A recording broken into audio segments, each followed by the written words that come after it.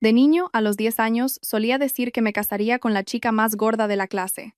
30 años después, fui a un banco a pedir un préstamo. La directora de la sucursal me miró un instante y sonrió.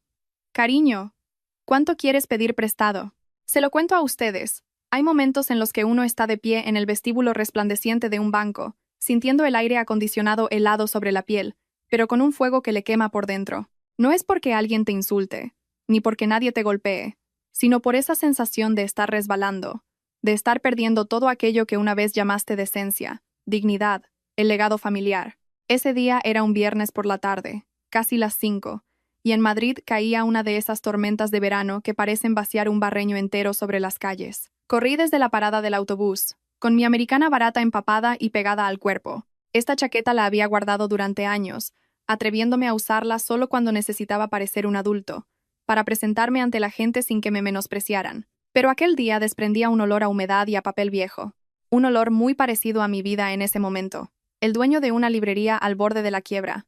Me llamo Javier, un nombre sencillo. Mi padre me lo puso cuando aún vivía. Solía decir que un nombre simple era para una vida simple. Simple, pero recta. Intenté vivir con rectitud, pero la vida no siempre te lo permite. Estaba de pie frente a la puerta de una sala de reuniones, abrazando una carpeta de documentos arrugados, con las hojas reblandecidas por la lluvia. La gestora de créditos, una tal Sonia, estaba sentada frente a mí, tecleando ruidosamente. Cada golpe de tecla era como un clavo en mi pecho. Sonia me devolvió la carpeta con una mirada cansada, la mirada de alguien acostumbrado a decir que no, pero obligada a mantener una sonrisa educada. Señor Morales, lo siento mucho. No tiene avales. Y los ingresos de la librería en los últimos meses no cumplen los requisitos. Con este expediente, un préstamo de 50.000 euros es muy difícil. ¿50.000 euros? Para un banco puede no ser una gran cantidad, pero para mí era el último salvavidas para evitar que la librería Morales se hundiera. Esa librería era la vida de mi padre. Las estanterías de madera, el viejo ábaco, incluso el olor a tinta y a papel eran su legado. No quería que desapareciera como si nunca hubiera existido. Tragué saliva, con la garganta seca como si tuviera arena. Metí las manos en las mangas para ocultar los puños deshilachados de la camisa. No quería que Sonia los viera. Cuando la gente ve esas cosas, sabe que estás desesperado y una vez que lo saben, es más fácil que te desprecien. Por favor, ¿podría revisarlo una vez más? Dije en voz baja, como pidiéndome perdón a mí mismo. Si esta semana no consigo el dinero para el alquiler, tendré que cerrar. Tengo algunos libros antiguos.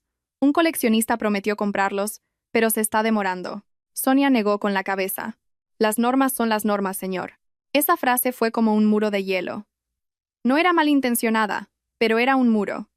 Y cuando alguien levanta un muro, por mucho que golpees, solo escuchas el eco de tus propios golpes. Me levanté para marcharme. En mi cabeza resonaba la voz chillona de la dueña del local.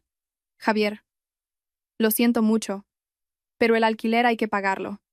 Yo también tengo que dar de comer a mis hijos. Y luego, la imagen de mi padre en su lecho de muerte, apretando mi mano, diciendo con un aliento entrecortado, «Conserva la librería, hijo. Los libros son el alma de esta familia. Podemos ser pobres, pero no podemos perder nuestra alma». Justo cuando me giraba al fondo del vestíbulo, se abrió una puerta de madera oscura. No era una puerta de las oficinas normales. Conducía a la zona de dirección. El sonido de unos tacones resonó con firmeza sobre el mármol. Luego, una voz de mujer, nítida y afilada como un cuchillo, se alzó. «Si la semana que viene la tasa de morosidad de este departamento no baja, escriba usted mismo su carta de renuncia». Por instinto, me hice a un lado para dejar paso. En ese momento, solo quería desaparecer. Temía las miradas de la gente, esa forma de mirar desde arriba a un tipo empapado como una rata, que abraza sus papeles como si abrazara su propia vergüenza.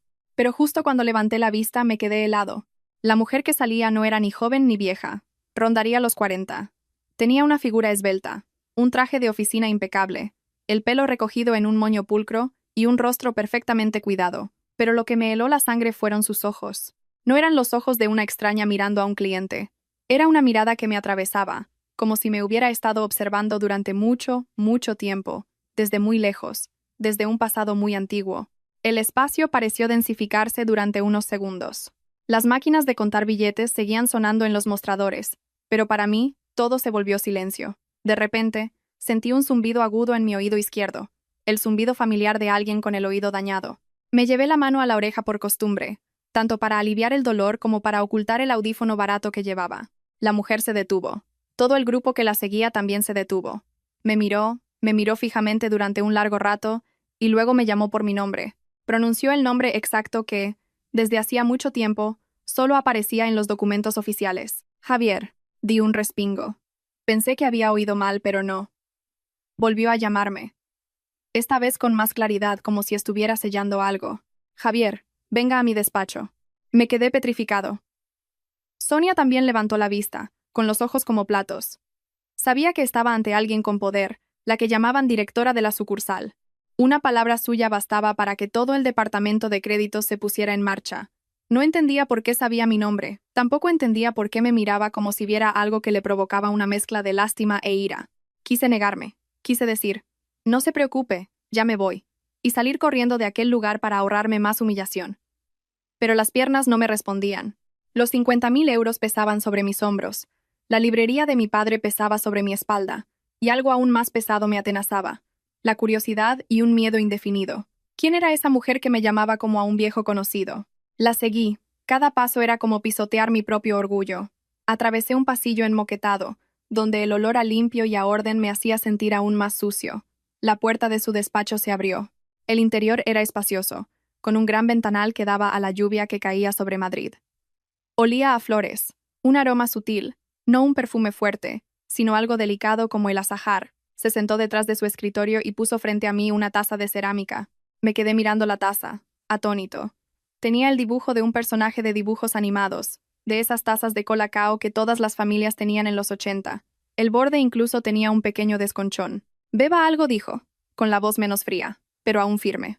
Yo permanecí de pie, sin atreverme a sentarme. Apenas rocé el borde de la silla, con las manos apretadas sobre las rodillas. Ella hojeó mi expediente.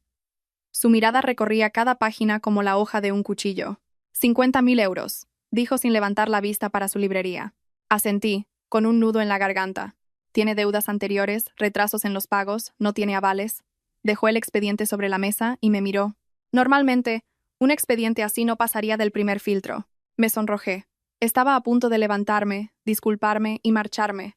Lo que más temía era esa sensación de ser desnudado frente a alguien, de ser examinado como si fuera mercancía defectuosa. Bueno, entonces, con su permiso, siéntese, me interrumpió. No le he dicho que se vaya. Su tono me obligó a quedarme sentado, como un escolar frente a una profesora severa. Me miró directamente y, de repente, me hizo una pregunta que no tenía nada que ver con el préstamo.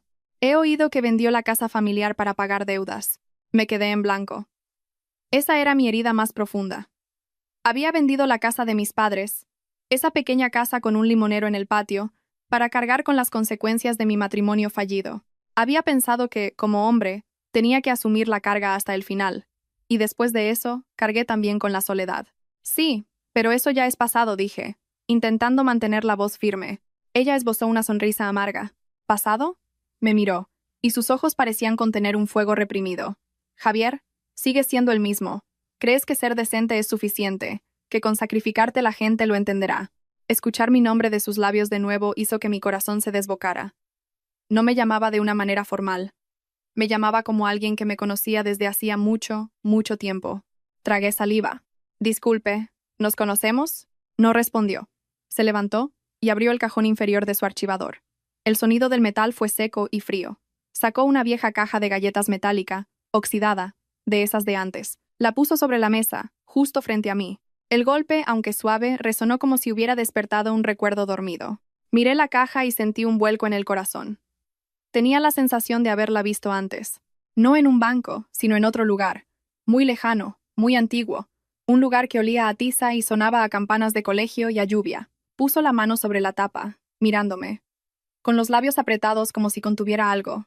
Su voz tembló ligeramente, pero cada palabra cayó con una claridad demoledora. Javier, has venido a pedir 50.000 euros, ¿verdad? Asentí, sin entender qué estaba pasando. Ella respiró hondo, como si reuniera el valor de 30 años, y de repente me llamó de una forma que me dejó paralizado. Cariño, ¿cuánto quieres pedir prestado? Me quedé de piedra. Mi oído izquierdo zumbó con fuerza, y todo se oscureció como si alguien hubiera corrido una cortina. En toda mi vida, nunca imaginé que una mujer sentada en el despacho de la directora de un banco, en medio de Madrid, En una tarde de lluvia torrencial, pudiera llamar a un hombre empapado y patético como yo con esas dos palabras. Y en ese preciso instante, comprendí que la deuda de mi vida no eran solo 50.000 euros. Era una promesa que yo había abandonado bajo una lluvia muy, muy lejana. Me quedé clavado en el borde de la silla, con las palmas de las manos heladas, a pesar de que la habitación estaba caldeada. Tras escuchar esas dos palabras, cariño, sentí como si todo el vestíbulo del banco se hubiera quedado en silencio, dejando solo el golpeteo de la lluvia contra el cristal y el martilleo de mi corazón en el pecho. Miré a la mujer que tenía delante, sin atreverme a creer que fuera real. Una persona en su posición, que hablaba con la precisión de un bisturí y que hacía un momento había reprendido a un subordinado sin pestañear. ¿Cómo podía llamarme de esa manera? ¿Una forma reservada para la intimidad del hogar? ¿Para el susurro cansado entre esposos? ¿Para los años en que la gente todavía busca apoyarse mutuamente? Tragué saliva. Tenía la garganta tan seca que decir una sola palabra me resultaba doloroso. Perdone, ¿qué ha dicho? Intenté que mi voz sonara normal, pero temblaba como un hilo fino. Ella me miró. Y su mirada ya no era la de una ejecutiva de banco. Parecía una mirada que había estado contenida durante demasiado tiempo y que, al liberarse, revelaba una mezcla de rabia, tristeza, compasión y dolor. No respondió de inmediato. Bajó la vista hacia la vieja caja metálica y la acarició con la yema de los dedos, como si temiera dañar algo frágil en su interior. Luego, habló despacio, pero con cada sílaba clara. ¿Recuerdas que en cuarto de primaria había una niña que siempre se sentaba al fondo de la clase, a la que los demás molestaban tanto que no se atrevía a mirar a nadie? Me quedé rígido. Una imagen borrosa emergió de las profundidades de mi memoria, como un alfiler pinchando una piel ya endurecida. Recordé las tardes de calor sofocante, el ventilador de techo chirriando, las risitas y los apodos crueles. Recordé una figura corpulenta que siempre agachaba la cabeza, con el pelo pegado por el sudor y las manos aferradas al borde de su blusa como si temiera perder algo. Pero aún así, intenté negarlo, no porque lo hubiera olvidado, sino por miedo. Miedo de que, si abría esa puerta al pasado, no me quedaría ningún lugar firme donde apoyarme. Señora, creo que se equivoca de persona, dije en voz baja. Ella soltó una risa sin alegría, un suspiro agotado. Javier, ¿crees que he traído esta caja hasta aquí para equivocarme de persona? Levantó la tapa. El sonido del metal fue seco y hueco. Dentro no había dinero ni joyas, solo un fajo de papeles amarillentos envueltos cuidadosamente en una bolsa de plástico, junto con un caramelo de fresa duro como una piedra. Miré el caramelo y de repente sentí un escozor en la nariz. Eran los caramelos que compraba en el kiosco de al lado del colegio. Eran baratos, pero olían a nata y fresa, y se te quedaban los dedos pegajosos al desenvolverlos. Recordé haberle metido uno de esos en la mano a alguien a toda prisa, dándome la vuelta como si nada, por miedo a que los demás me vieran. Ella sacó del fajo de papeles una hoja de cuaderno cuadriculado. La caligrafía era torpe, con algunas manchas de tinta, como si hubieran caído gotas de agua. Puso la hoja sobre la mesa y la deslizó hacia mí. En ella, una frase infantil, directa e ingenua. La promesa de un niño que aún no sabe nada de la vida. Javier promete proteger a Isabel. Isabel promete casarse con Javier cuando sean mayores. Debajo, 2 huellas dactilares rojas, ya desvaídas. Me quedé sin aliento, con la vista nublada. No me atreví a tocar el papel, temiendo que se deshiciera como ceniza, temiendo que, si lo tocaba, todo aquello desapareciera, y yo pudiera seguir fingiendo que no sabía nada. Isabel. ¿Tú eres Isabel? Ella asintió levemente, pero sus ojos se enrojecieron. Sí, soy yo, señaló la taza. Esta taza de colacao la conservo desde el instituto. La he llevado conmigo en cada mudanza, en cada cambio de trabajo. La guardé para no olvidarme del niño flacucho que un día se atrevió a defenderme delante de toda la clase. Agaché la cabeza. Me sentí tan avergonzado como un niño pillado en una travesura. Siempre pensé que lo que hice fue solo un impulso. Nunca imaginé que alguien lo recordaría. Yo solo lo dije en broma, murmuré, sintiéndome un cobarde. Éramos niños. Todos decíamos tonterías. Isabel golpeó suavemente la mesa con la palma de la mano. No fue un golpe fuerte, pero me sobresaltó. Tú lo dijiste en broma, pero yo he vivido 30 años gracias a esa broma. Su voz se quebró. ¿Sabes lo que era que te llamaran la gorda? ¿Que te escondieran los zapatos? ¿Que te echaran tinta en la ropa? Llegaba a casa llorando. Mi madre me preguntaba, pero yo no me atrevía a contárselo. Solo podía abrazar el caramelo que me diste, porque pensaba que al menos había una persona en el mundo que no me veía como un chiste. Al oír la palabra madre, sentí una punzada. Quise preguntarle por ella, pero no pude abrir la boca. Sentí que no tenía derecho a preguntar. La había olvidado durante demasiado tiempo. Isabel respiró hondo y continuó, con la voz más pausada, como si se contara la historia a sí misma. Mi familia era muy humilde. Mi padre nos abandonó y mi madre vendía churros en un puesto. Yo era gorda y enfermiza. Una vez me desmayé en clase, y tú me llevaste en brazos a la enfermería. ¿Crees que no lo sé? Lo sé. Aún recuerdo tu espalda empapada en sudor, el olor agrio del sol. Recuerdo que te quedaste fuera, preguntándole a la enfermera con voz temblorosa. ¿Está bien? Fue la primera vez que alguien se preocupó por mí como si fuera de su familia. Apreté los labios. Esas imágenes volvieron a mí. Recuerdo que aquel día sentí un miedo real, el miedo de que a una compañera de clase le pasara algo grave. Lo hice por compasión, pero una compasión infantil, sin cálculos, y ella lo había guardado toda una vida. Isabel me miró directamente al oído izquierdo. ¿Y tu oído? Javier, ¿crees que no sé por qué lo tienes así? Me estremecí. Me llevé la mano para cubrirlo por instinto. Por favor, no sigas, no negó ella. Aquel día, unos chicos mayores me acorralaron a la salida del colegio. Se burlaron de mí y me empujaron. Tú te metiste en medio y te dieron un golpe en la oreja. Te quedaste tumbado en un banco del patio. Yo me quedé allí, llorando, sin atreverme a llamar a nadie por miedo a que te pegaran más. Esa noche tuve fiebre. Mi madre, mientras me abanicaba, me dijo: Hija, en esta vida nadie te va a querer para siempre. Pero yo no le creí, porque te había conocido a ti. Un sollozo diminuto se me escapó sin que pudiera contenerlo. Había vivido décadas intentando ser un hombre fuerte, acostumbrado a tragármelo todo. Pero frente a Isabel, me sentía despojado de todas mis corazas. No te busqué porque pensé que me habrías olvidado, dije con voz ronca. Luego crecí, me centré en los estudios, en el trabajo, la librería de mi padre, luego mi boda, las deudas. Pensé que la vida de cada uno seguía su propio camino. No me atreví a arrastrarte a mi lodazal. Isabel guardó silencio unos segundos. Luego dijo, con una voz suave pero dolorosa como un cúter, siempre con esa manía tuya de cargarlo todo tú solo y pensar que eres un mártir. Pero Javier, ¿nunca pensaste que los demás también tienen derecho a ayudarte a llevar la carga? No pude responder, porque tenía razón. Me había acostumbrado a estar solo, a pensar que los hombres deben aguantar hasta que la espalda se les doble, sin atreverse a pedir ayuda. Temía que pedir ayuda me hiciera parecer débil. Olvidé que una vida en común no es una competición para ver quién sufre más. Isabel acercó mi expediente y lo abrió por la página del préstamo. Necesitas 50.000 euros para salvar la librería Morales. Lo dijo como una conclusión. No quieres que el legado de tu padre desaparezca. Asentí, con los ojos ardiendo.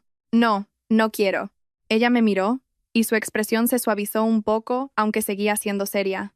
Entonces, escúchame. Y deja de hablar de si te lo mereces o no. No has venido aquí a pedirme limosna. Has venido a salvar el alma de tu familia. Y eso es algo por lo que merece la pena luchar. Levanté la vista. Pero me llamaste. Isabel me interrumpió, con los labios temblando en un intento de broma para no llorar. Lo dije por la costumbre. Llevo 30 años ensayándolo en mi cabeza. Hoy, al verte en persona, se me ha escapado. Esa frase hizo que quisiera llorar y reír al mismo tiempo. Sonreí sin emitir sonido. De repente, sentí que en aquella fría oficina se había encendido una pequeña llama, silenciosa pero cálida. Fuera, la lluvia había amainado. Dentro de mí la tormenta acababa de empezar. Sabía que, si daba un paso más, mi vida tomaría un rumbo diferente. Un rumbo que era a la vez aterrador y al mismo tiempo parecía el único camino para dejar de estar solo. Isabel deslizó de nuevo hacia mí el papel con las huellas dactilares. Su voz era pausada. Míralo bien. No te pido que me devuelvas nada grandioso. Solo necesito que me digas la verdad. En estos 30 años, ¿te has acordado de mí aunque fuera una sola vez? Miré el papel, miré el caramelo de fresa duro como una roca, miré los ojos enrojecidos de Isabel, y comprendí que esa pregunta no era un reproche. Era para saber si yo seguía siendo el Javier de entonces, o si me había convertido en un hombre que solo sabía huir. Guardé silencio durante mucho tiempo, tanto que Isabel debió de pensar que volvería a evadir la respuesta, como siempre había hecho con mi vida, pero esta vez no quería huir más. Miré fijamente el papel, el caramelo y, finalmente, sus ojos. Su mirada no me presionaba, no me atormentaba, solo esperaba. Una espera larga, agotadora, familiar. Sí, me acordé, dije en voz baja, pero lo suficientemente alto para oírme a mí mismo. más veces de las que me atrevo a admitir. Isabel no dijo nada, solo inspiró suavemente. Sus ojos se llenaron de lágrimas, pero permaneció inmóvil, como si temiera que cualquier movimiento pudiera romper ese frágil momento. Cuando estaba en el instituto, continué con voz lenta. Cada vez que llovía fuerte, me acordaba de una niña que se sentaba al fondo de la clase, con el pelo mojado, los ojos rojos y un caramelo en la mano. No sabía a dónde habías ido, cómo vivías. Solo pensaba que probablemente me olvidarías pronto, porque yo no era nadie especial. Isabel sonrió con tristeza, siempre pensando que no eres nadie especial. Pero para mí, fuiste el único que no me trató como un chiste. Agaché la cara. Mi arraigada inseguridad volvía a aflorar. Me casé a los 28 años, dije, como si confesara un pecado. Una mujer buena, pero no nos entendíamos. Yo estaba obsesionado con la librería, con pagar las deudas de su familia. Pensaba que un hombre debía aguantar. Nos divorciamos. Vendí la casa, pagué las deudas y volví a vivir entre montones de libros viejos y el olor a papel húmedo. Pensé que mi vida se había acabado. No me atreví a pensar en querer a nadie más, y mucho menos en ti. Isabel asintió levemente. Lo sé. Levanté la vista.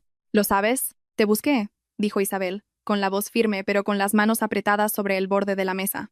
Hace 15 años, volví al antiguo colegio, pregunté a algunos compañeros. Me dijeron que te habías ido a trabajar fuera y luego habías abierto una librería. Fui a la librería Morales una vez. No estabas. Me quedé fuera, en la puerta, mirando las estanterías viejas, la mesa de madera arañada, las sillas de plástico. Pensé, si entro, ¿me reconocerá? Mi corazón se encogió. ¿Por qué no entraste? Isabel sonrió, una sonrisa desolada, porque seguía estando gorda, porque seguía sintiéndome insegura, porque tenía miedo de que me miraras como a una extraña, porque temía romper la imagen más bonita que había guardado de ti durante todos esos años. Apreté los puños. Nunca imaginé que, mientras yo vivía encogido por mis deudas, una persona había estado frente a la puerta de mi librería y se había marchado en silencio.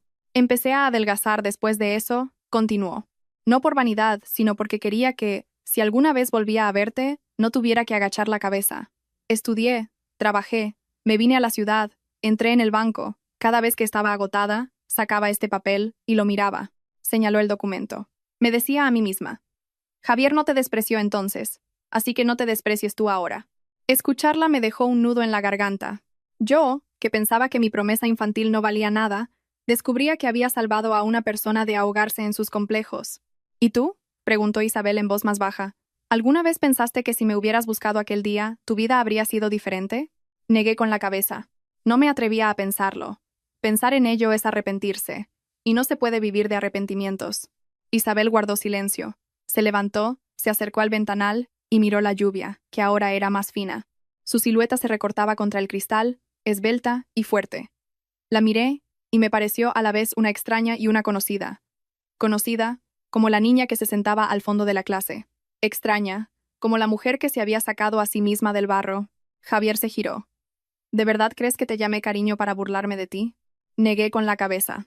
Lo dije porque estaba furiosa, dijo, sin rodeos. Furiosa porque estabas frente a mí y no me reconocías.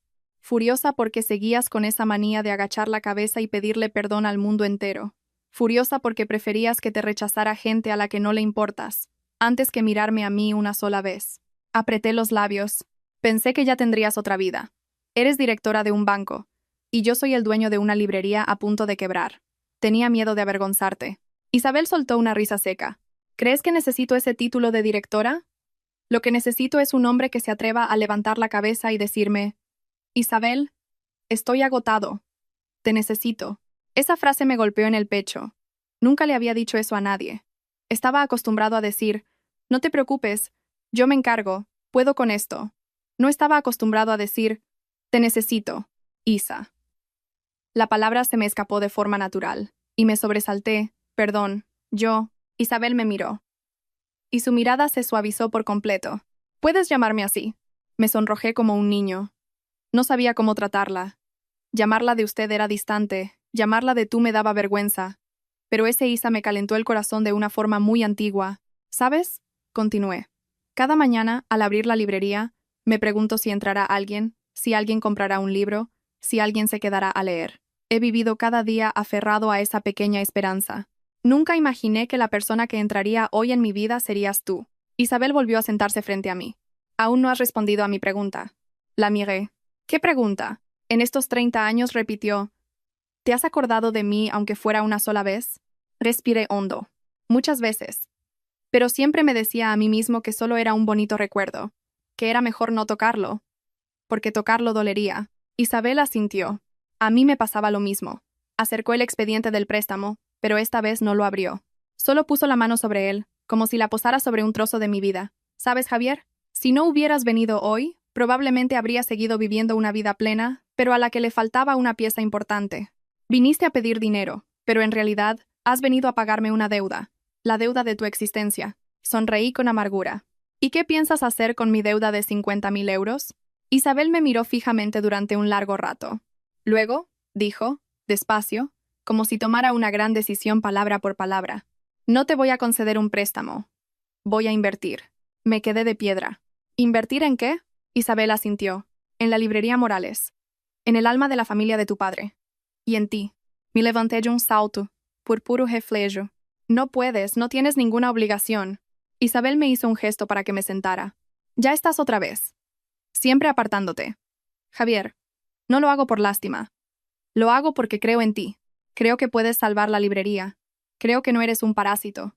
Y creo que te mereces una oportunidad de verdad. Sentí que los ojos me ardían. ¿Y si lo estropeo todo? Pues lo volveremos a intentar juntos, dijo, como si nada. Antes tú me protegiste a mí. Ahora me toca a mí estar a tu lado. ¿Qué hay de injusto en eso? Miré a la mujer que tenía delante. Hace 30 años, yo defendía a una niña gordita de las burlas. 30 años después, esa mujer me defendía a mí del abismo de la quiebra. Afuera la lluvia había cesado por completo. Un rayo de sol tardío se coló por el ventanal e iluminó la vieja caja metálica, haciéndola brillar como un tesoro. Supe que mi vida acababa de pasar una página que no sería fácil.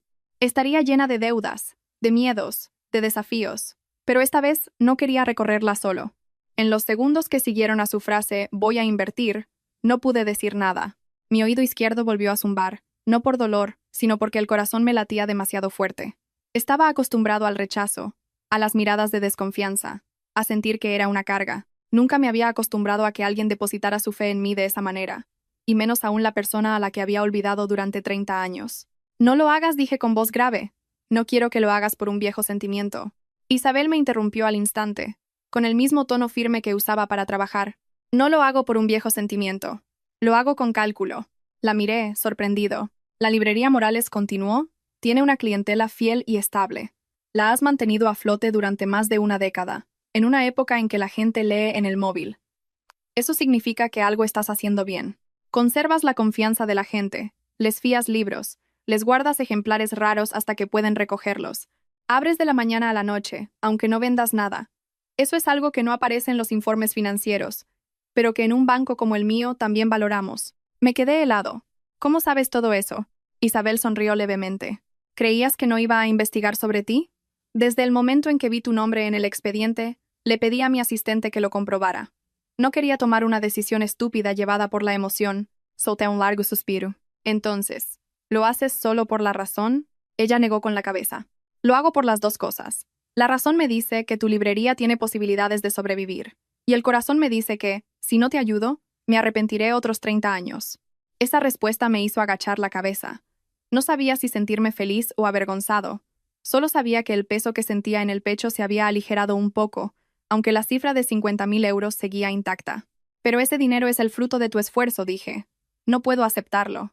Isabel se inclinó hacia mí, suavizando la voz. Javier, déjame terminar. No te voy a dar el dinero sin más. Voy a aportar capital. Seré tu socia. La librería seguirá llevando tu nombre. Tú seguirás al frente. Yo no me meteré en la gestión diaria, pero los beneficios futuros los repartiremos. Si el negocio va bien, yo gano. Si va mal, yo pierdo. Así de justo. Sonreí con amargura. ¿Te atreves a apostar tu dinero por un hombre de mediana edad al borde de la quiebra? Isabel me miró directamente. Me atrevo a apostar por el hombre que hace 30 años vendió su bicicleta para ayudarme. ¿Te atreves tú? Se me hizo un nudo en la garganta. No me quedaba ninguna excusa para negarme sin convertirme en un cobarde orgulloso. ¿Tienes familia? Pregunté. La pregunta se me escapó antes de poder pensarla.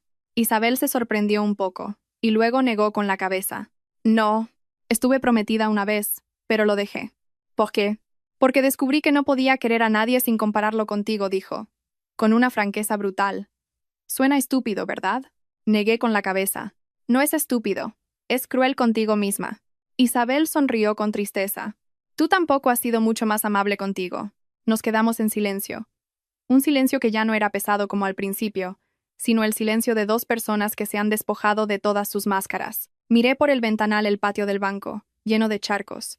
Unas motos pasaban, dejando estelas de agua. Madrid, después de la lluvia, parecía recién lavada, y yo sentía como si un trozo de mi vida también hubiera sido lavado. Vuelve a la librería, dijo Isabel.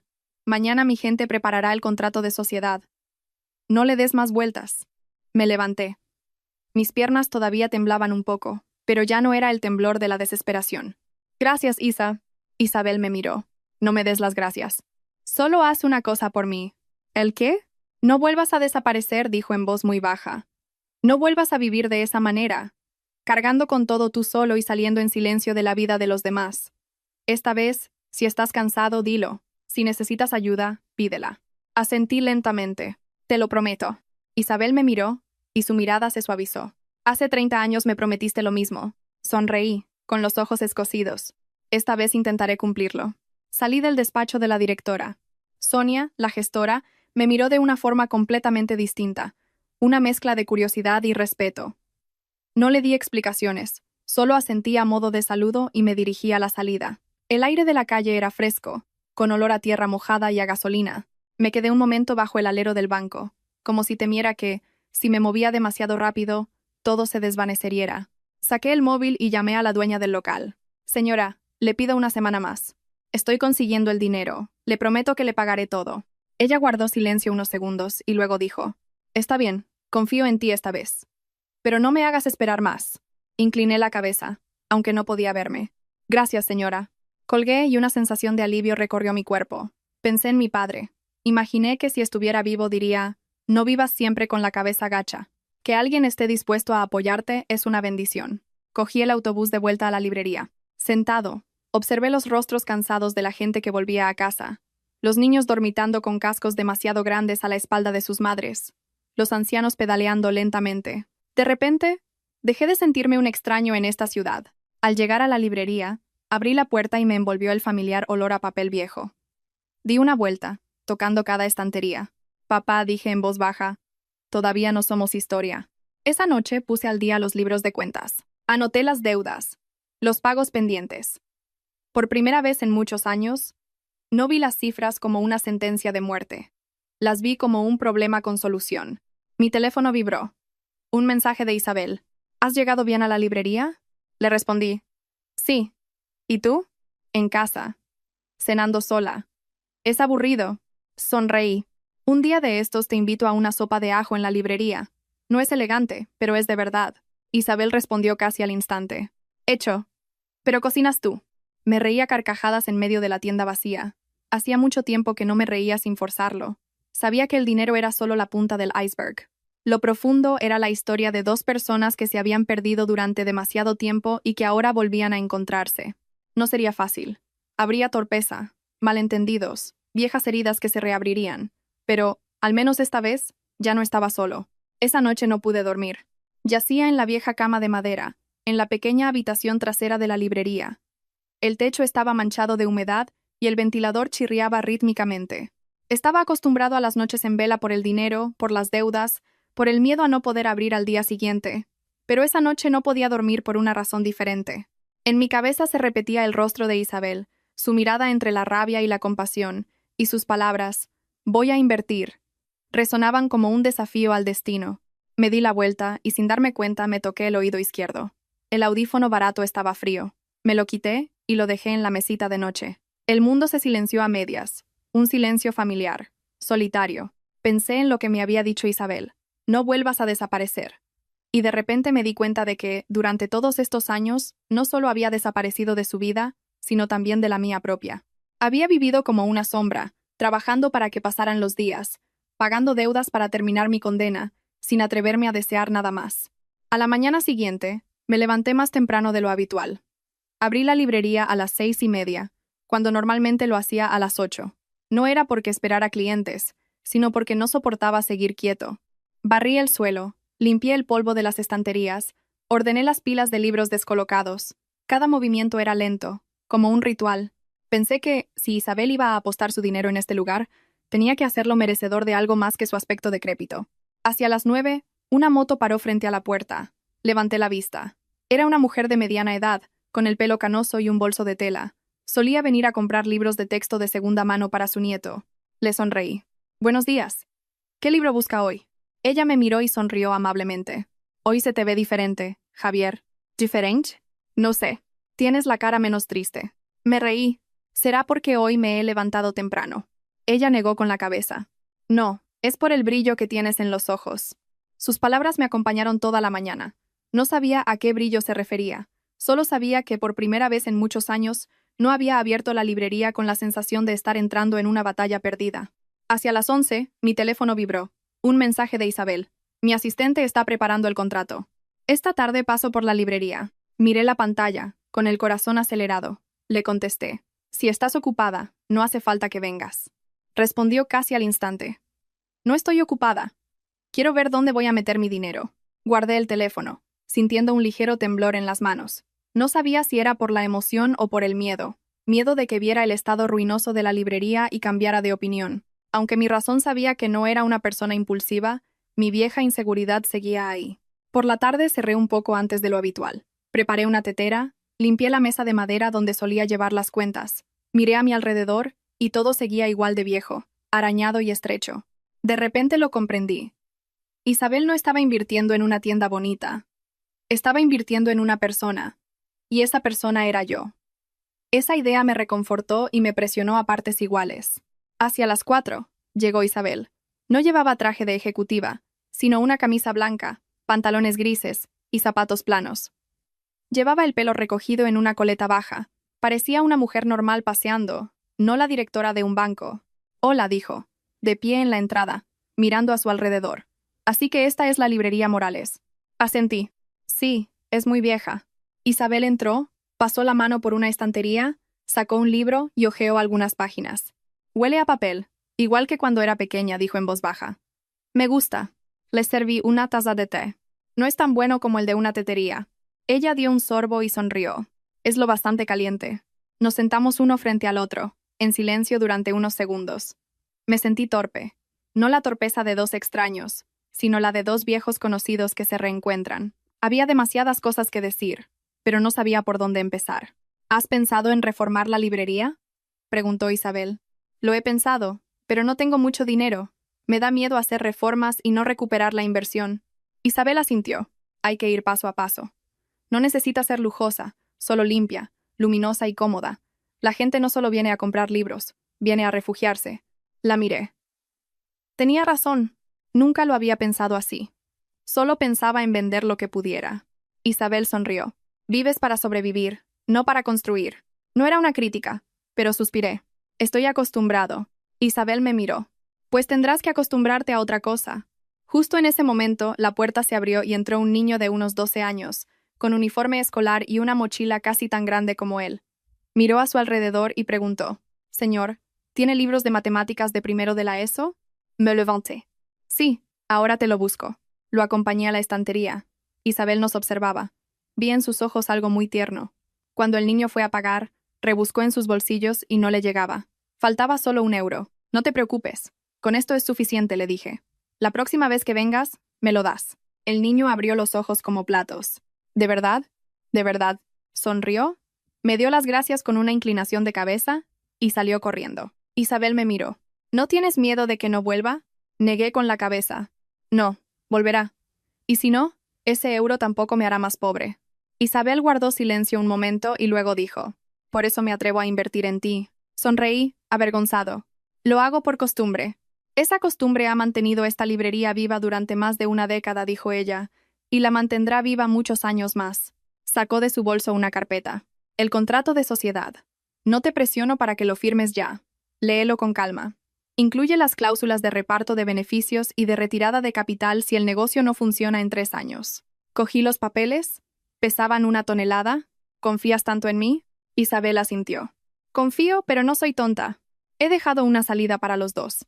La miré, sintiéndome a la vez aliviado y agradecido. «Isa, ¿Puedo hacerte una pregunta que no tiene que ver con el dinero? Adelante. En estos 30 años, ¿alguna vez me odiaste? Isabel guardó un largo silencio.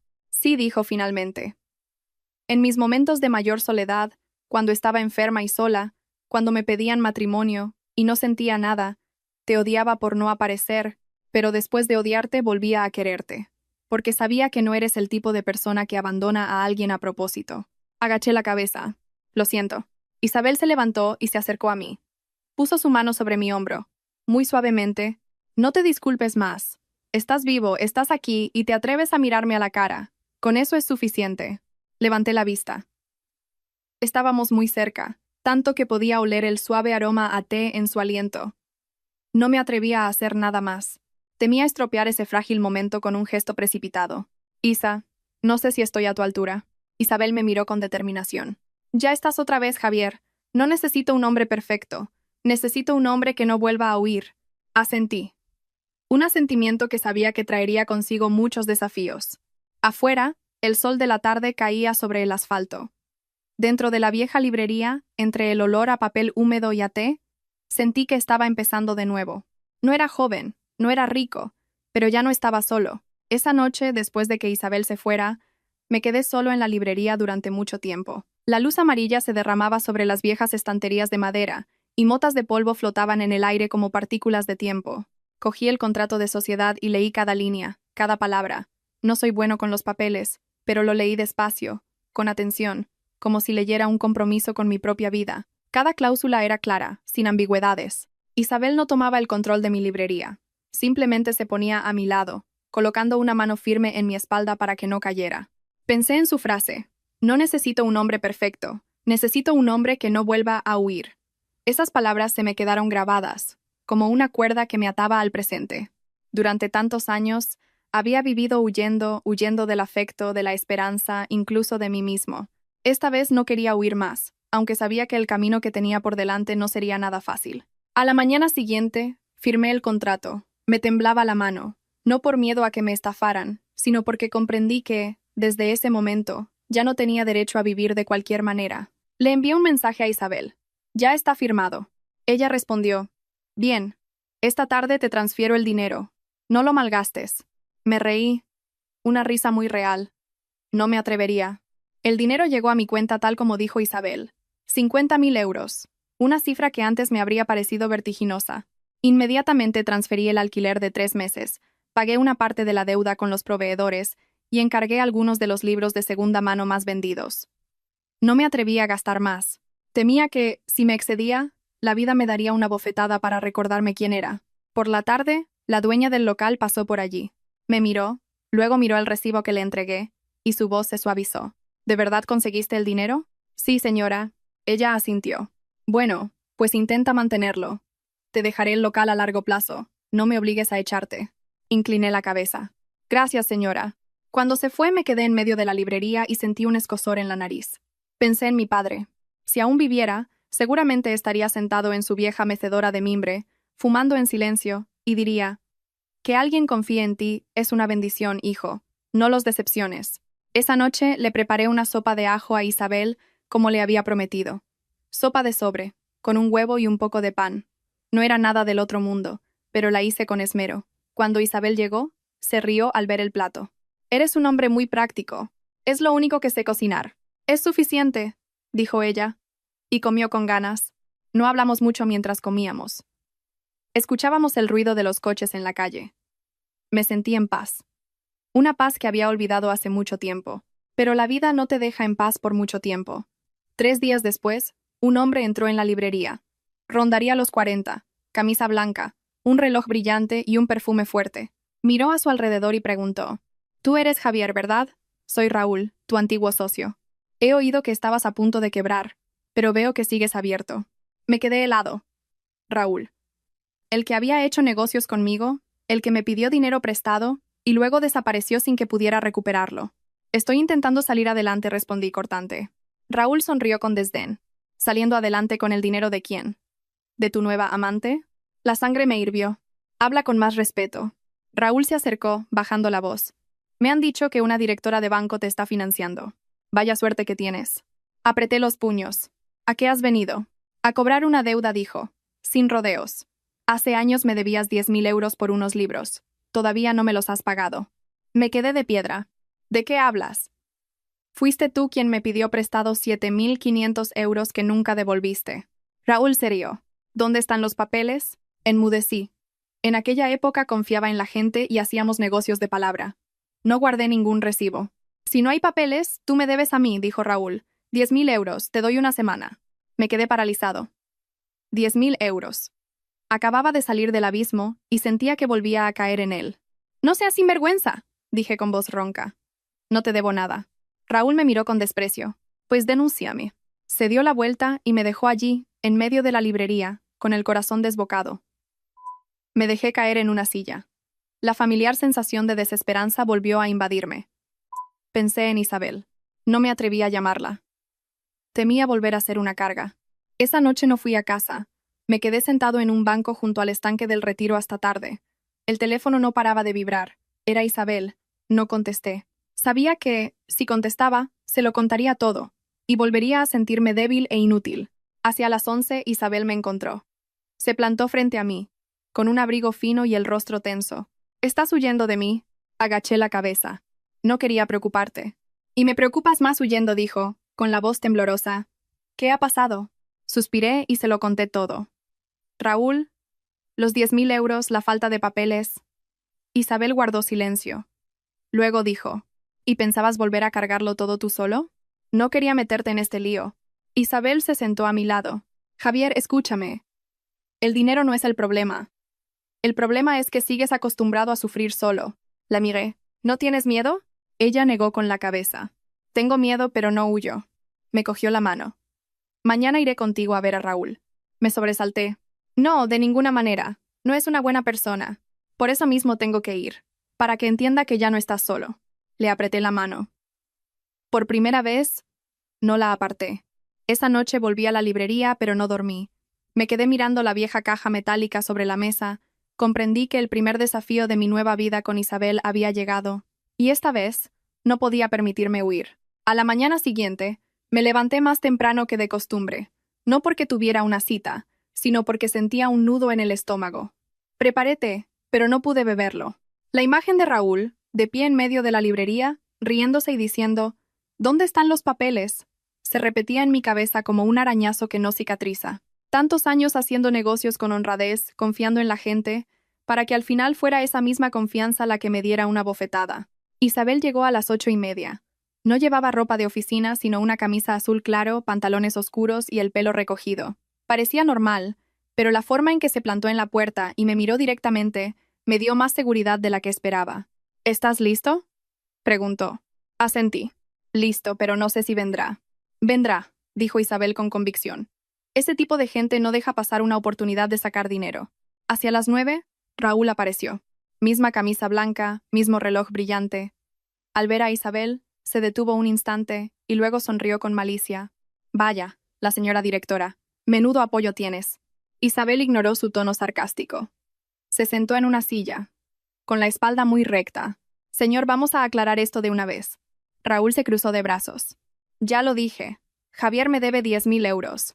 Una semana de plazo. Isabel lo miró fijamente. ¿Dónde están los papeles? Raúl se encogió de hombros. No hay, pero llevamos muchos años haciendo negocios. ¿O es que me lo estoy inventando? Isabel asintió. Entonces déjeme preguntarle a usted. ¿Cuánto le pidió prestado a Javier? Raúl se quedó perplejo un momento y luego se rió. 7.500. ¿Cuándo? Hace 3 años. Isabel se giró hacia mí. ¿Lo recuerdas? Asentí. Sí. Dijo que necesitaba dinero para un pedido de libros. Isabel se volvió hacia Raúl. ¿Le ha devuelto algo? Raúl frunció el ceño. Le pagué algunos intereses un par de veces. Isabel continuó, muy tranquila. ¿Cómo se los pagó? ¿Transferencia o en efectivo? Raúl titubeó. En efectivo. Isabel asintió. ¿Había testigos? Raúl se calló. El silencio en la librería era tan denso que podía oír los latidos de mi corazón. Isabel se inclinó hacia él. Señor, ¿está usted aprovechando la falta de papeles para darle la vuelta a la situación? Cree que Javier es una persona honrada y fácil de intimidar. Pero olvida una cosa. Yo trabajo en un banco. Estoy acostumbrada a mirar cifras y a escuchar a la gente mentir. Raúl se sonrojó. ¿Qué está insinuando? Isabel pronunció cada palabra lentamente. Usted no tiene pruebas de que le prestara dinero a Javier, pero Javier sí tiene pruebas de que usted le pidió dinero a él. El extracto bancario de la retirada de efectivo de hace 3 años, que coincide con el día que dijo necesitar el dinero. Los mensajes que le envió pidiéndole una prórroga. Los he impreso. Isabel puso un fajo de papeles sobre la mesa. El rostro de Raúl palideció. No tengo intención de llevar esto más lejos, continuó Isabel. Pero si sigue reclamando esos 10.000 euros que no existen, presentaré una denuncia por intento de estafa y extorsión. Raúl se levantó de un salto. ¿Me está amenazando? Isabel también se levantó, pero su voz no se alteró. Le estoy diciendo la verdad. Usted elige. O firma un reconocimiento de deuda de 7.500 euros con un plan de pago, o yo entrego este expediente a la policía. Raúl me miró a mí, luego a Isabel. Su arrogancia inicial había desaparecido. Tú también te las traes, Javier. Escuchar eso me dolió. ¿Por qué? Por reclamar lo que es mío. Raúl sonrió forzadamente. Está bien. Pagaré los 7.500 a plazos. Isabel cogió un folio en blanco, escribió unas líneas y se lo pasó para que lo firmara. Su firma era un garabato tembloroso. Cuando Raúl se fue, me desplomé en la silla. Sentía el cuerpo blando, como si acabara de librar una batalla. ¿Cuándo preparaste todo eso? Pregunté. Anoche, dijo Isabel. ¿Creías que yo había dormido tranquila? Agaché la cabeza. Lo siento. He vuelto a hacer que cargues con mis problemas. Isabel se sentó frente a mí. Javier, no he sido yo la que ha cargado. Hemos sido nosotros. La miré. La palabra nosotros me dejó sin aliento. ¿Lo ves? Continuó. Si hubieras huido solo, esto podría haber acabado en una tragedia. Pero como lo has compartido, lo hemos podido solucionar. Asentí. Estoy demasiado acostumbrado a aguantar solo. Isabel me cogió la mano. Pues acostúmbrate otra cosa. Esa tarde, acompañé a Isabel a casa. No hablamos mucho, pero algo dentro de mí había cambiado. Ya no me sentía un inútil que solo arrastraba a los demás. Me sentía como un hombre que estaba aprendiendo a mantenerse erguido de nuevo. Esa noche, llamé a mi madre. Vive sola en el pueblo, en la vieja casa familiar. Hacía mucho que no la llamaba. Mamá, dije. Hijo. La voz de mi madre sonó alegre. ¿Pasa algo? No, nada. Solo quería saber cómo estabas. Mi madre se rió. Yo estoy bien. ¿Y tú? Yo. Yo también estoy mejor que antes. Mi madre guardó silencio un instante. Hay alguien contigo, ¿verdad? Me sorprendí. ¿Cómo lo sabes? Soy tu madre. Te lo noto en la voz. Sonreí, con los ojos húmedos. Sí, hay alguien. No sigas sufriendo solo, hijo, dijo mi madre. Tu padre, allá donde esté, tampoco querría verte así. Colgué y me quedé sentado mucho rato. Pensé que, si mi padre siguiera vivo, le habría dado su aprobación a Isabel. Esa noche, le envié un mensaje. Gracias por no huir y dejarme solo. Isabel respondió. Si huyes tú, te perseguiré. Sonreí, solo, en la oscuridad de la librería. Después del asunto de Raúl, pensé que la vida me daría un respiro. Me equivocaba. La vida nunca te deja en paz justo cuando empiezas a levantar la cabeza. Te pone a prueba para ver cuánto aguantas, para ver si vuelves a huir. La librería Morales empezó a tener más clientes. No una avalancha, pero sí un goteo constante. Viejos conocidos volvieron al oír que iba a cerrar, y pasaban a comprar algo para apoyar. Algunos estudiantes venían a por libros baratos y se quedaban leyendo durante horas. No los echaba. Me había acostumbrado. Me gustaba ver gente en la librería, sentir que estaba viva. Isabel no venía tan a menudo como los primeros días, pero me escribía a diario. ¿Qué tal las ventas hoy? Yo le respondía con la verdad. 2 libros. Hoy, nada. Hoy un niño compró un libro de matemáticas. Isabel no me criticaba, solo respondía. Bien. Eso está bien. Una tarde, mientras hacía las cuentas, una mujer se paró en la puerta. Rondaría los 40, pelo rizado, blusa de flores, labios muy pintados. Miró la librería y luego a mí, con una expresión poco amistosa. ¿Tú eres Javier? Sí, soy yo. Ella sonrió con desdén. Soy Elena, tu exmujer. El corazón se me cayó a los pies. Me quedé helado. Pensé que nunca más tendría que volver a ver a esta mujer, con la que viví 5 años y de la que me divorcié en silencio. ¿Qué haces aquí? Pregunté con voz ronca. Elena entró, mirando a su alrededor como si visitara un trastero viejo. He oído que estabas a punto de quebrar, pero veo que sigues vivo. Tenía curiosidad. Apreté los puños. No hables así. Elena se rió. Digo la verdad. Siempre eligiendo cosas inútiles. La librería, los libros, cosas que no dan para vivir. La sangre me subió a la cabeza. ¿Has venido a humillarme? Elena se cruzó de brazos. He venido a recordarte algo. La casa que vendiste para pagar las deudas de mi familia. ¿Creías que con eso estaba todo arreglado? Tragué saliva. Pagué todas las deudas. Pero queda la moto, dijo Elena. Estaba a tu nombre, pero se compró con dinero de mi madre. Tienes que devolverla. Me quedé perplejo. Esa moto la vendí hace mucho tiempo. El dinero lo usé para pagar las deudas. Elena sonrió con sorna. Ese es tu problema. Le sigues debiendo una moto a mi madre. Me dejé caer en una silla. La sensación familiar de ser presionado, despreciado, volvió a invadirme. Pensé que había terminado con ese matrimonio, pero resultó que aún tenía una cola venenosa. ¿Cuánto quieres? Pregunté, agotado. 1.500 euros, dijo. Sin rodeos. En una semana. Sonreí con amargura. Acabo de salir de una tormenta. ¿No puedes darme más tiempo? Elena me miró como si fuera un objeto barato. Siempre igual. Siempre suplicando. Justo en ese momento, entró Isabel. Se detuvo en la puerta al ver la escena. Sentí un vuelco en el corazón. No quería que viera esto. No quería que se viera envuelta en más basura de mi vida. ¿Pasa algo, Javier?, preguntó Isabel. Elena se giró y la examinó de arriba a abajo. ¿Y tú quién eres? Isabel entró y se puso a mi lado. Soy la socia de esta librería. Se podría decir que soy su compañera de vida. Me sobresalté. La palabra compañera la dijo con una naturalidad que me reconfortó. Elena soltó una carcajada. Ah, la directora del banco. Había oído hablar de ti. Vaya, Javier, qué bien se te da arrimarte a un buen árbol. Me levanté de un salto. Habla con respeto. Isabel me puso una mano en el brazo para que me sentara. Luego se giró hacia Elena. Muy tranquila. Usted es su exmujer. Sí. ¿Y ha venido a reclamar 1.500 euros por una moto? Sí. Isabel asintió. ¿Dónde están los papeles? Elena frunció el ceño. ¿Qué papeles? Los papeles que demuestren que la moto se compró con dinero de su madre y era un bien privativo suyo. Elena titubeó. Nadie guarda papeles de esas cosas de familia. Isabel continuó. Entonces, le recuerdo que, durante un matrimonio en gananciales, los bienes adquiridos son de ambos. Javier vendió la moto y usó el dinero para pagar deudas de su familia, de las que usted también se benefició. Ahora vuelve a reclamar la moto. ¿Qué es lo que reclama exactamente? Elena se sonrojó. ¿Y a usted qué le importa? No se meta en mis asuntos familiares. Isabel la miró fijamente. Me meto porque le está creando problemas a mi compañero. Escuchar esas palabras fue como un pellizco en el corazón. Elena siguió con amargura. ¿Tu compañero? A ver cuánto te dura. Es un pobre diablo, lleno de deudas, un fracasado. Te cansarás de él. Isabel no se inmutó. Puede pensar lo que quiera, pero no tiene derecho a extorsionarlo. Elena me señaló. Me debe dinero. Isabel negó con la cabeza. No. Se divorciaron, y el reparto de bienes se cerró. No tiene base legal para reclamar nada más. Si continúa acosándolo, presentaremos una denuncia. Elena miró a Isabel, luego a mí. Su agresividad inicial se había desvanecido. Javier, te has lucido.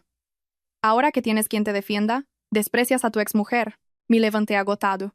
Elena, no te desprecio, pero no te debo nada. Vete, por favor. No nos hagamos más daño. Elena me miró durante un largo rato. En sus ojos vi un atisbo de algo parecido al arrepentimiento, que rápidamente se convirtió en amargura. Eres un cobarde. Se dio la vuelta y cerró la puerta de un portazo. Me desplomé en la silla, con las manos temblando. Sentí como si me hubieran arrancado otra capa de piel vieja. Isabel se sentó a mi lado. ¿Estás bien? Negué con la cabeza. Lo siento. He vuelto a meterte en un lío. Isabel suspiró. Javier, ¿cuántas colas venenosas más tienes en tu vida? Sonreí con tristeza. Ni yo mismo lo sé. Isabel me cogió la mano. Escúchame, esto no es culpa tuya, pero si sigues huyendo, volverán a morderte una y otra vez. Asentí. Estoy agotado. Isabel me miró, y su mirada se suavizó. Si estás agotado, apóyate. Apoyé la cabeza en su hombro. Por primera vez, me permití un gesto de debilidad frente a una mujer. Sentí los latidos firmes de su corazón, y sentí que ya no quería huir, por mucha basura que la vida me siguiera lanzando. Esa noche, acompañé a Isabel a casa. No hablamos mucho, pero una decisión empezaba a tomar forma en mi interior. Al volver a la librería, abrí la vieja caja metálica y saqué el papel con las huellas dactilares. Comprendí que la promesa de hacía 30 años no era solo proteger a Isabel. Era protegerme a mí mismo de vivir como un cobarde. Después de la visita de Elena me sentí como si me hubieran arrancado otra capa de piel vieja, dolorido, pero consciente. El estilo de vida sumiso, de tragarme todo, de ceder ante cualquiera, al final no traía la paz. Solo hacía que los demás pensaran que merecía ser pisoteado. No se lo dije a Isabel, pero me prometí a mí mismo que, si aparecía otra cola venenosa, no huiría. Unos días después, fui al pueblo a ver a mi madre. No avisé, simplemente cogí una mochila, me subí al autobús y observé los campos pasar por la ventanilla. Hacía mucho que no iba. Cada vez que volvía, me sentía como el hijo fracasado que no se atrevía a mirar a su madre a los ojos. Mi madre estaba barriendo el patio cuando me vio. Se quedó quieta un segundo y luego soltó la escoba. ¿Has venido, hijo? Sí. Me miró de arriba abajo. Estás muy delgado. Sonreí. Estoy como siempre. Me hizo entrar en casa. Me preparó un plato de sopa de verduras, huevos fritos y pan, las cosas sencillas que llevaba años anhelando. Comimos en silencio. Miré la mesa de madera vieja, la alacena desconchada, y sentí que mi infancia seguía allí. Mamá. Voy a reformar un poco la librería. Ella levantó la vista. ¿Y de dónde vas a sacar el dinero? Alguien ha invertido. Mi madre me miró. ¿Has vuelto a pedir un préstamo? No, es una socia, una vieja amiga. Mi madre guardó silencio y luego preguntó, ¿confías en ella? Asentí. Sí, confío. Mi madre suspiró. Eres como tu padre. Confías demasiado en la gente. Sonreí con tristeza. Pero esta vez creo que he acertado. Mi madre me observó durante un largo rato. ¿Es una mujer? Asentí. Ella no dijo nada más. Solo. Tráela un día. Que la vea. Esa frase me dejó un nudo en la garganta. No sabía cuándo tendría el valor de llevar a Isabel al pueblo, pero sentí que mi madre ya le había hecho un hueco en su corazón. Esa noche, acostado en mi vieja cama, escuchando el canto de los grillos, pensé en Elena, en Raúl, en toda la gente que había pisoteado mi buena fe. Pensé que, si seguía viviendo como antes, la vida me seguiría enviando las mismas pruebas una y otra vez. De vuelta en Madrid, empecé a arreglar la librería, con poco dinero, así que lo hice poco a poco. Pinté las paredes, cambié las bombillas amarillentas por unas más claras, construí un banco largo para que los clientes pudieran sentarse a leer. Isabel pasó a ayudarme a elegir el color de la pintura. Se rió. ¿Qué color has elegido? Es tan triste como tu vida. Sonreí. Estoy acostumbrado a la tristeza. Isabel negó con la cabeza. Pues acostumbrad a la luz. Discutimos por tonterías, sobre el color, sobre la posición de las estanterías. Me di cuenta de que, por primera vez en mi vida, discutía sin miedo a que la otra persona se fuera, sin miedo a quedarme solo. Una noche, mientras limpiaba una estantería, entró un hombre mayor. Rondaría los 60, camisa vieja, pelo canoso, la espalda encorvada. Miró a su alrededor y preguntó, ¿Tú eres Javier? Sí, soy yo. Soy amigo de tu padre, dijo con voz ronca. Me llamo Benito. Sentí un vuelco en el corazón. ¿El señor Benito? Él mismo. Sonrió con tristeza. Hacía mucho que no venía por aquí. Lo invité a sentarse. Tomamos un té. Miró las estanterías y suspiró. Si tu padre viviera, estaría muy orgulloso. Agaché la cabeza. Gracias. El señor Benito me miró. He oído que ibas a cerrar. No. He conseguido salir adelante. Él asintió. Bien. Tu padre se dejó la vida por esta librería. Me decía que los libros no te hacen rico, pero evitan que te conviertas en un cobarde. Esa frase me hizo llorar. ¿Ha venido por algo en particular? El señor Benito sacó de su bolsillo una libreta vieja. Tu padre me pidió que guardara esto. Me dijo que te lo diera cuando estuvieras a punto de rendirte. La cogí con manos temblorosas. Era el libro de cuentas de mi padre. Su caligrafía familiar anotaba las compras de libros, las ventas, las deudas de los clientes. En la última página mi padre había escrito: Si lees esto, hijo, es que estás muy cansado. Pero recuerda, se puede ser pobre de dinero, pero nunca pobre de espíritu. Conserva la librería, no por el dinero, sino para no vivir como un cobarde. Rompí a llorar. Un hombre de mediana edad, en medio de su librería, llorando como un niño. El señor Benito me puso una mano en el hombro. Tu padre confiaba en ti. Esa noche se lo conté todo a Isabel. Ella escuchó en silencio y luego dijo: ¿Lo ves? La vida no solo tiene colas venenosas, también tiene anclas que te sujetan. Sonreí. Estoy aprendiendo a ver esas anclas. Pero la vida aún no había terminado conmigo. Una mañana, un hombre se plantó en la puerta de la librería. Más joven que yo, con una chaqueta negra. Me miró y dijo: ¿Tú eres Javier? Sí. Soy Sergio, el hermano de Elena. El corazón me dio otro vuelco. ¿Qué quieres? Sergio entró, mirando a su alrededor. Mi hermana dice que la despreciaste. Suspiré. No desprecio a nadie. Simplemente, no le debo nada. Sergio sonrió con sorna. ¿Crees que por haberte librado de mi hermana, se ha acabado? Mi madre todavía está dolida por lo de la moto. Apreté los puños. ¿Qué quieres? 1.500 euros, dijo Sergio. O no te dejaremos en paz. Me erguí. ¿Me estás amenazando? No, te estoy avisando. Saqué el teléfono. Repítelo, por favor. Lo estoy grabando. Sergio se quedó helado. ¿Qué haces?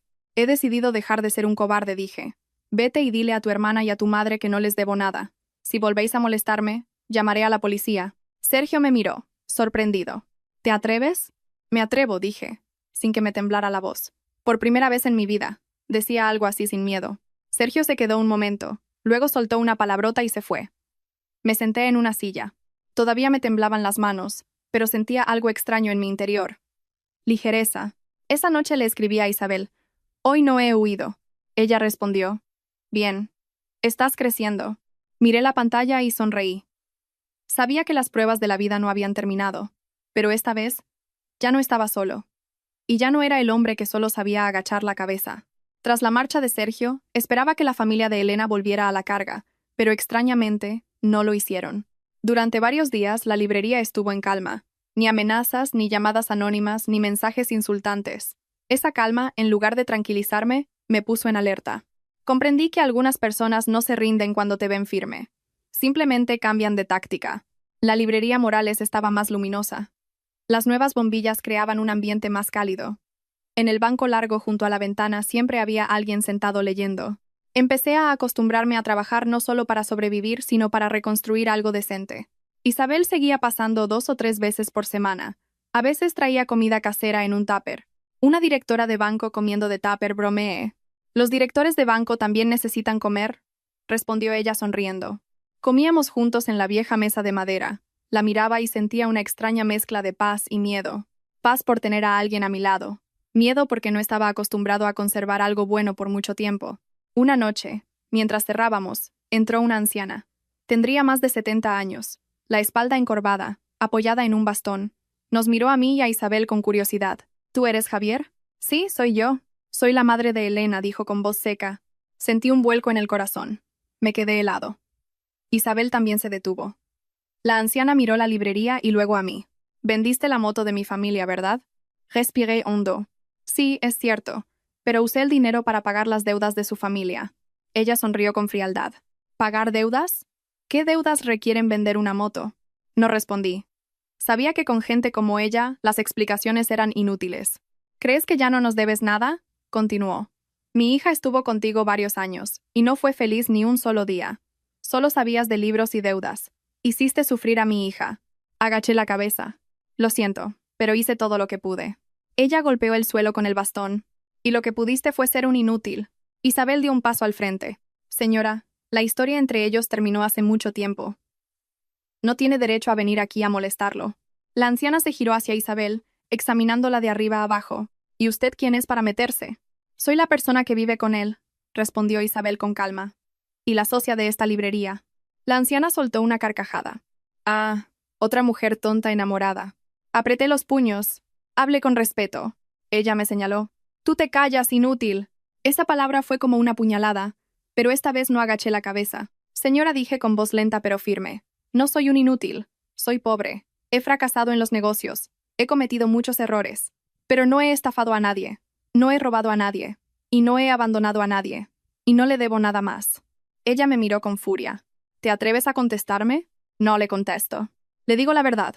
Si vuelve a molestarme, llamaré a la policía. La anciana se quedó atónita. Quizás no esperaba que me atreviera a hablarle así. Isabel me cogió la mano. No queremos problemas, pero no vamos a tolerar que nos extorsionen. La anciana se quedó quieta un momento. Luego soltó un bufido y se fue. Antes de salir por la puerta, dijo, «Te arrepentirás». Cuando la puerta se cerró, me dejé caer en una silla, temblando. Isabel se sentó a mi lado. «Lo has hecho bien». Sonreí amargamente. Tenía miedo. Yo también, dijo ella. Pero no hemos huido. Esa noche no pude dormir. Pensé en la amenaza de la anciana. Pensé en todas las veces que había agachado la cabeza para evitar problemas. Comprendí que esa paz era solo temporal, comprada al precio de una vida de cobardía. Unos días después, los problemas llegaron. Una mañana, al ir a abrir la librería, encontré la cerradura llena de pegamento. No podía abrir. Tuve que llamar a un cerrajero. Mientras esperaba, alguien me hizo fotos desde lejos. Cuando le pregunté qué hacía, se fue. Esa tarde, apareció una publicación anónima en Internet. La librería Morales estafa a sus clientes vendiendo libros falsos. La gente empezó a comentar, a insultar. Me quedé mirando la pantalla del móvil, con las manos heladas. Sabía que no era una coincidencia. Isabel vino. Vio la publicación y palideció. ¿Has vendido libros falsos alguna vez? Negué con la cabeza. Nunca. Isabel respiró hondo. Bien. Entonces no tenemos nada que temer. Usó sus contactos en el banco para pedirle a un conocido de la unidad de delitos informáticos que rastreara la IP de la publicación. No encontraron a la persona, pero confirmaron que provenía de la misma zona donde vivía Elena. Isabel me miró. ¿Lo ves? No se rinden. Me senté, abatido. Te he arrastrado al barro. Ella negó con la cabeza. No, esta es la última prueba del pasado. Si vuelves a agachar la cabeza, te perseguirán toda la vida. Esa noche, nos quedamos en la librería, bajo la luz amarilla, con el olor a papel. Estoy agotado, dije. Isabel me cogió la mano. Si estás agotado, descansa un poco. Pero no te rindas. ¿Te arrepientes de haberme elegido? Pregunté en voz muy baja. Isabel me miró. Si tuviera miedo del barro, no me habría metido contigo. Esa respuesta me dejó sin palabras. Supe que, a partir de ese momento, no solo luchaba por mí, luchaba por la persona que había elegido quedarse a mi lado. Al día siguiente, escribí una publicación en la página de la librería. Aporté las facturas de los proveedores, fotos del almacén, explicando que no vendía libros falsos. Varios clientes habituales me defendieron. La publicación anónima fue eliminada. Por la tarde, la policía del barrio pasó por allí. Dijeron que alguien había denunciado que en mi librería se alteraba el orden público. Sabía que era otra jugarreta de la familia de Elena. Les enseñé las grabaciones de las cámaras. No había nada. Cuando la policía se fue, me senté en el suelo. Estaba exhausto, pero también sentía que nunca había estado tan erguido. Isabel se agachó y me miró. ¿Todavía quieres huir? Negué con la cabeza. No, hagan lo que hagan. Isabel sonrió. Bien, cuando superemos esto serás libre. La miré, con el corazón lleno de una emoción agridulce. Sabía que el pasado estaba dando sus últimos coletazos, y no iba a permitir que me arrastrara con él una vez más. Después de aquellos días de tormenta, la librería Morales recuperó poco a poco la calma. No una paz ligera, sino la calma que sigue a una larga batalla. Los que quedaban en pie respiraban con dificultad. Los caídos yacían en silencio. Seguí abriendo cada mañana, barriendo el patio, preparando té.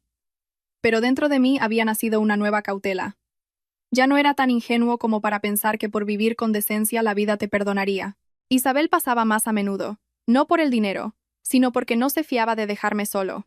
A veces se sentaba en la mesa del fondo, abría su portátil y trabajaba, levantando la vista de vez en cuando para verme ordenar libros. La miraba y sentía un tipo de compañía silenciosa pero firme. Una tarde, con la librería vacía, Isabel dijo, ¿has pensado en denunciarlos tú a ellos? Levanté la vista. ¿A quién? A la familia de Elena. Por difamación, por dañar la cerradura. Negué con la cabeza. No quiero alargar esto. Estoy cansado. Isabel me miró.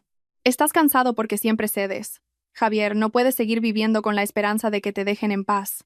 Suspiré. Me da miedo que se complique todo más. Isabel guardó silencio un momento. No te obligo, pero quiero que entiendas que defenderte no es ser malo. Es marcar tus límites. Esa frase me hizo pensar durante mucho tiempo. Esa misma tarde recibí una llamada de mi madre. Hijo, en el pueblo han venido a preguntar por ti. Sentí un vuelco en el corazón. ¿A preguntar qué, mamá? Dicen que son familia de tu exmujer. Preguntan cómo te va en los negocios, si tienes dinero, dijo mi madre con voz preocupada. Apreté el teléfono. No les digas nada, mamá. Diles que trabajo lejos y que no tengo dinero. Mi madre calló. ¿Te has metido en otro lío? Tragué saliva. No, son cosas del pasado. Mi madre suspiró. Hijo, ya soy vieja. No puedo cargar con estas cosas por ti. Sus palabras fueron como una puñalada. Comprendí que, si dejaba que el pasado me arrastrara, no solo me haría daño a mí, sino también a mi madre. Esa noche le dije a Isabel, creo que tengo que ser tajante. Isabel me miró. ¿Qué piensas hacer? Voy a presentar una denuncia, al menos para que sepan que ya no soy fácil de intimidar. Isabel asintió. Te apoyo. Al día siguiente, fuimos juntos a la comisaría. Presenté una denuncia por los daños en la cerradura y por la difamación. No estaba acostumbrado a estas cosas. Me temblaba la mano al firmar. Pero al hacerlo, sentí que firmaba una declaración de intenciones. Ya no era el hombre que solo sabía agachar la cabeza. La policía aceptó la denuncia y dijo que investigarían. Salí de allí con el corazón pesado, pero también un poco más ligero. 2 días después, Sergio volvió. Pero esta vez no venía con aires de matón. Se quedó en la puerta, sin atreverse a entrar. Javier dijo en voz baja: ¿Puedes retirar la denuncia? Lo miré. ¿Por qué? Porque han citado a mi madre en comisaría, dijo. Con lo mayor que está, imagínate el disgusto. Sonreí con amargura. Tu madre es mayor, ¿y la mía no? A mi madre también la han estado molestando. Sergio se calló. Mi hermana tiene mal genio, y mi madre es muy terca. No pensaron que te atreverías a hacerlo. Lo miré, y vi en él a un hombre desconcertado, igual que yo unos años antes.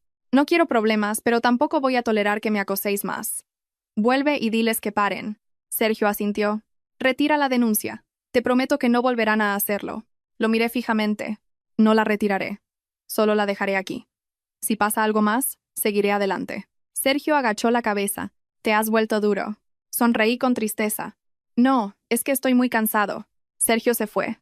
Lo vi marcharse sin sentir ninguna satisfacción, solo un vacío.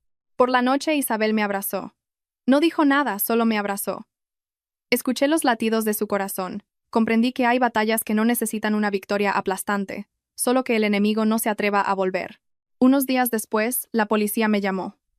Me dijeron que habían advertido a la familia de Elena, que la publicación en Internet había sido eliminada, que si reincidían, tomarían medidas. Salí de la comisaría y, bajo el sol del mediodía, sentí que mis pies pesaban menos. Esa noche llamé a mi madre. Mamá, creo que ya no volverán a preguntar por mí. Mi madre guardó silencio un momento y luego dijo: No sufras más solo, hijo. Tienes a alguien a tu lado. Cuídala. Sonreí, con los ojos húmedos. Sí, mamá. La librería Morales empezó a llenarse de verdad. Había gente que venía solo a leer. Otros traían un café y se sentaban a charlar conmigo. Sentí que ya no vivía en una cueva solitaria. Una noche, al cerrar, le dije a Isabel: Quiero llevarte al pueblo, a que conozcas a mi madre. Isabel me miró, sorprendida. ¿De verdad? Asentí. Mi madre ya me lo ha pedido. No quiero seguir escondiéndome. Isabel sonrió. Me da un poco de miedo. Le cogí la mano. A mí también. Pero seguir huyendo sería de cobardes. Isabel sonrió y asintió. De acuerdo. Vamos. La miré, con el corazón temblando y cálido a la vez. Sabía que llevar a Isabel al pueblo no era solo un viaje, era una declaración. Ya no iba a vivir mi felicidad a escondidas. El viaje al pueblo fue un sábado por la mañana. Me desperté muy temprano, moviéndome por la librería como un novio nervioso que no sabe qué preparar. Limpié el coche, preparé unas bolsas con fruta, una caja de pastas y leche para mi madre. Isabel llegó puntual, con una camisa blanca, pantalones oscuros y el pelo recogido. Al verla, me pareció a la vez familiar y extraña. Familiar porque la veía cada día. Extraña porque hoy no era la directora de banco ni mi socia, sino la mujer que estaba a punto de entrar en la vieja vida de mi familia. ¿Estás nervioso?, preguntó Isabel mientras cerraba la librería. Sonreí torpemente. Estoy temblando. Isabel me cogió la mano. Yo también. Nos sentamos en el autobús y vimos la ciudad alejarse. No hablé mucho. Tenía miedo de que, si hablaba, se me escaparan todas mis preocupaciones. Que mi madre no aceptara a Isabel, que no me considerara digno de ella, que mi pasado complicado la pusiera en una situación incómoda, pero Isabel no preguntó nada. Solo se quedó sentada en silencio, con su mano sobre la mía, un gesto ligero pero firme. Al llegar al pueblo, el sol brillaba. El camino de tierra que llevaba a mi casa seguía igual. La valla de madera torcida. El limonero del patio más alto que cuando me fui. Me paré frente a la puerta, sintiendo los pies pegados al suelo. «Entra», dijo Isabel en voz baja. Respiré hondo y empujé la cancela. Mi madre estaba en el porche, limpiando judías. Al verme se levantó de un salto. «Javier, ¿has venido?» «Sí, mamá, he venido con Isabel». Isabel se adelantó e inclinó la cabeza. «Buenos días, señora». Mi madre la miró de arriba abajo. Su mirada no era fría ni cálida, solo la de una madre anciana acostumbrada a desconfiar de la vida. «Pasad». Nos sentamos a la vieja mesa de madera. Mi madre sirvió agua, con las manos temblorosas. Noté que ella estaba tan nerviosa como yo. «Soy Isabel», dijo ella. La compañera de Javier. Mi madre asintió. Sí, Javier ya me había hablado de ti. El ambiente era un poco tenso. Me sentí como si hubiera retrocedido 15 años, cuando traje a Elena a casa. Pero esta vez la sensación era diferente. No era una emoción ciega, sino la cautela de alguien que ha pasado por un fracaso. Mi madre le preguntó a Isabel a qué se dedicaba. Trabajo en un banco. Mi madre se detuvo un instante. ¿En un banco? ¿Y cómo conociste a este hijo mío? Isabel sonrió amablemente. Nos conocemos desde niños. Nos perdimos la pista durante mucho tiempo, y ahora nos hemos reencontrado. Mi madre me miró. ¡Qué bien me lo tenías guardado! Me rasqué la cabeza. No me atrevía a decirlo antes. Mi madre se calló y se fue a la cocina. Supe que necesitaba tiempo. Isabel y yo nos sentamos en el porche. No te preocupes, mi madre es un poco difícil, le susurré. Isabel negó con la cabeza. No pasa nada. Lo entiendo. Mi madre preparó la comida. Sopa de verduras, pescado frito y pan. Le sirvió a Isabel un trozo de pescado. Come, hija. Isabel inclinó la cabeza. Gracias. Al ver esa escena, sentí un escozor en la nariz. Hacía años que no veía a mi madre servirle comida a la mujer que venía conmigo. Después de comer, mi madre le pidió a Isabel que la acompañara al huerto. Yo me quedé dentro. Sabía que era el momento en que las dos mujeres hablarían de verdad. Un rato después, oí a mi madre preguntar, ¿de verdad piensas quedarte con mi Javier? Isabel respondió, con voz suave pero audible. Sí, señora, esa es mi intención. ¿No tienes miedo de sufrir? Isabel guardó silencio unos segundos. Tengo miedo, sí, pero me daría más miedo no intentarlo. Me quedé dentro de la casa, con el corazón desbocado. Por la tarde fuimos a la tumba de mi padre. Mi madre encendió una vela. Yo me puse al lado de Isabel. Papá, te traigo a la mujer que quiero, dije en voz baja. Isabel inclinó la cabeza. Vi que tenía los ojos enrojecidos. Por la noche mi madre preparó una cama para Isabel en su propia habitación. Yo dormí en el salón. En la oscuridad escuchaba el sonido del ventilador y de los insectos. No podía dormir. Pensé en lo extraña que era mi vida. Hacía 30 años, le prometí a una niña gordita que me casaría con ella. 30 años después, la traía a casa para que conociera a mi madre. A la mañana siguiente mi madre me llamó al patio. Me miró durante un largo rato. Ya no eres un niño. No, mamá. Has sufrido bastante, dijo. Si la has elegido a ella, cuídala como es debido. Me quedé sin palabras. Sí, mamá. Mi madre me miró. Esa chica no te menosprecia. Se le nota. Agaché la cabeza. Sí.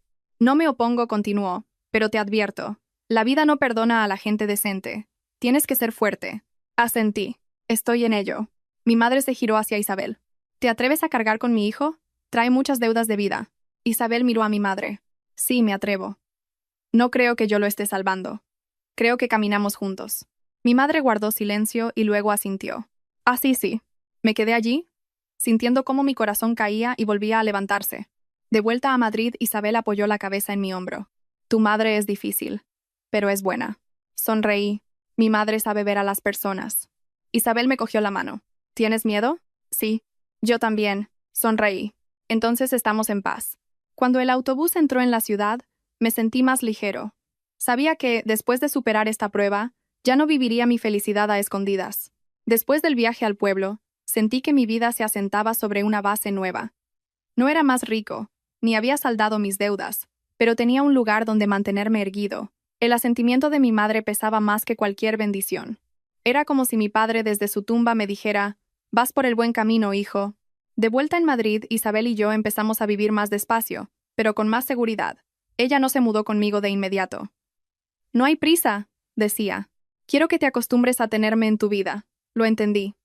Cenábamos juntos varias noches a la semana. A veces cocinaba yo, a veces ella traía la comida. Cenas sencillas pero siempre reconfortantes.